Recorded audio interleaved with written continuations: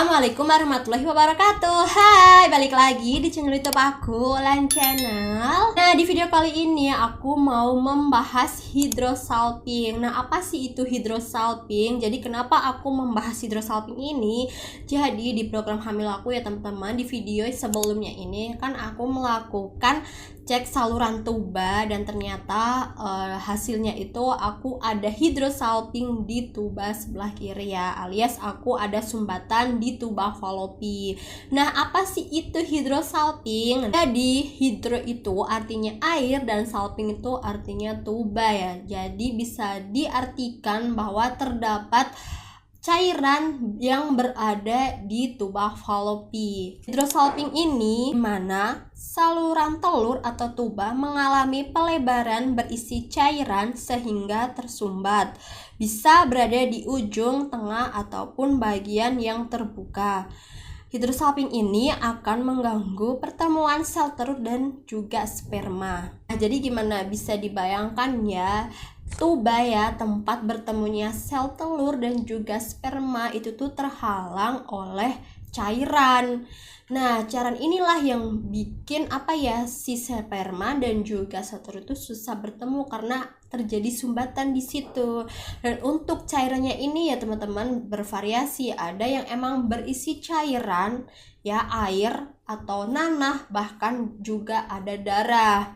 Dan untuk posisinya pun juga ada di ujung, ada di tengah, atau bahkan kalau sudah parah ya dari semua saluran tuba ini tuh bisa terjadi hydrosalping. Cairan tersebut pun juga ada yang sedikit, ada yang banyak, kemudian ada yang berada di tuba sebelah kanan, sebelah kiri, bahkan ada yang dua-duanya itu terjadi hydrosalping. Dan untuk menyebab adanya hydrosalping itu macam-macam teman-teman. Ada yang karena keputihan, kemudian ada infeksi ya, infeksi entah itu bekas operasi ataupun karena adanya kista endometriosis, kemudian terjadilah perlengketan. Dan hydrosalping ini ya teman-teman salah satu penyebab wanita susah hamil, yaitu tadi karena hydrosalping ini mengganggu kualitas sel telur dan juga mengganggu pertemuan antara sperma dan juga sel telur.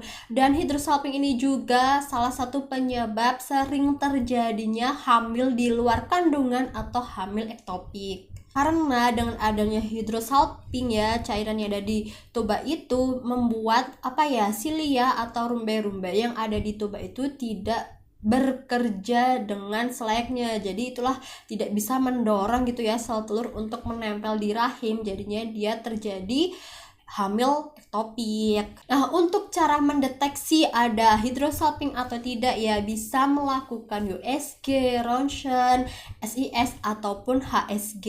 Nah, misal gimana nih kalau sudah terlanjur ada hydrosalping ya.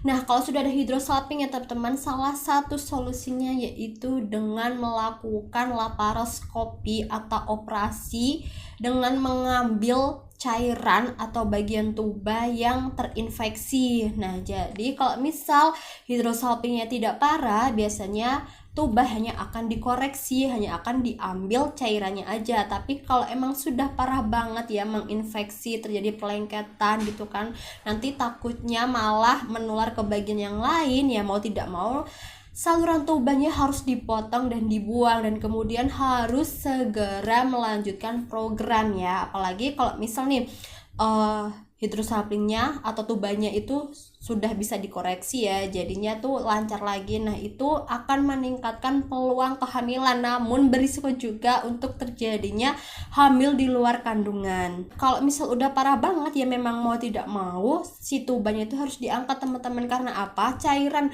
pada hydrosalping itu sifatnya tuh toksik teman-teman, ataupun racun. Kalau tidak diambil gitu ya, apalagi tubanya tuh udah parah karena hydrosalping, takutnya nanti ya akan mencegah atau menghalangi kehamilan. Walaupun teman-teman mau program bayi tabung ya, ini tuh tetap harus diambil teman-teman, karena dia sifatnya yang racun itu. Kalau misal nanti bisa berhasil hamil ya, itu dia bersifat racun kepada embrio ataupun janin. Nah, makanya kenapa orang yang hamil dengan hydrosalping kebanyakan itu mengalami keguguran atau pada akhirnya hamilnya tuh gagal. Namun tidak menutup kemungkinan wanita dengan hydrosalping itu tidak bisa hamil, karena saat melakukan laparoskopi dan berhasil dikoreksi ya teman-teman, itu sangat berpeluang banget bisa hamil secara alami. Dan untuk program hamil yang cocok bagi wanita yang ada hidrosalping itu biasanya memang dilihat dari parah tidaknya kondisinya. Jika memang tubanya itu masih bisa dikoreksi, diselamatkan, dan kondisi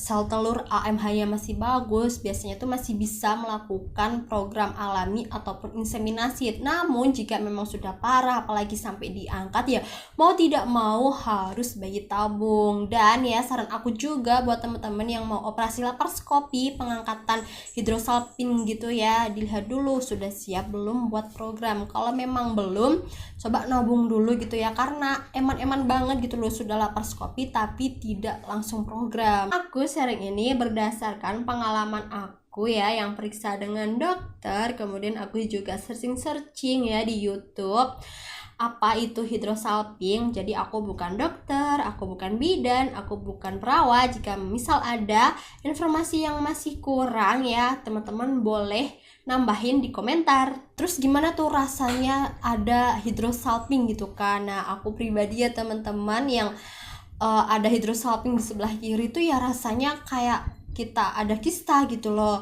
rasa nyeri, mudah capek, lesu, pegel gitu kan di bagian punggung sampai ke paha, apalagi saat haid gitu ya, Masya Allah sakit banget. Dan tapi alhamdulillah ya, setelah kemarin aku laparoskopi ya, untuk pengambilan hidrosalpingnya tuh sudah tidak terlalu parah banget, karena dari hasil aku periksa ya, aku lanjut periksa itu hidrosalpingnya memang ada di sebelah kiri. Jadi qadarullah gitu ya, tuba aku yang di sebelah kiri itu harus diambil. Dan alhamdulillah yang sebelah kanan yang awalnya itu tersumbat tuh bisa dikoreksi ya, walaupun kata dokternya itu ruwet gitu ya, tapi masih alhamdulillah paten.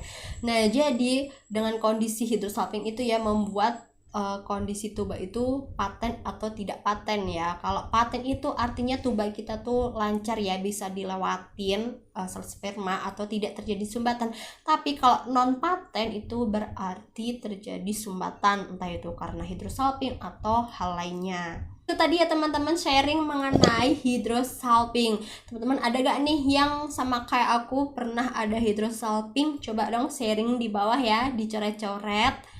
Nah buat teman-teman yang masih bingung ya atau mau penasaran dengan hidrosalping ya, boleh langsung komentar di bawah atau DM di Instagram aku @wulandani. Insya Allah aku bakal bales DM teman-teman. Jangan lupa ya untuk like video ini, kemudian subscribe channel YouTube aku, dan jangan lupa nyalain tombol loncengnya, dan jangan lupa ya untuk di-share ke semua sosial media teman-teman.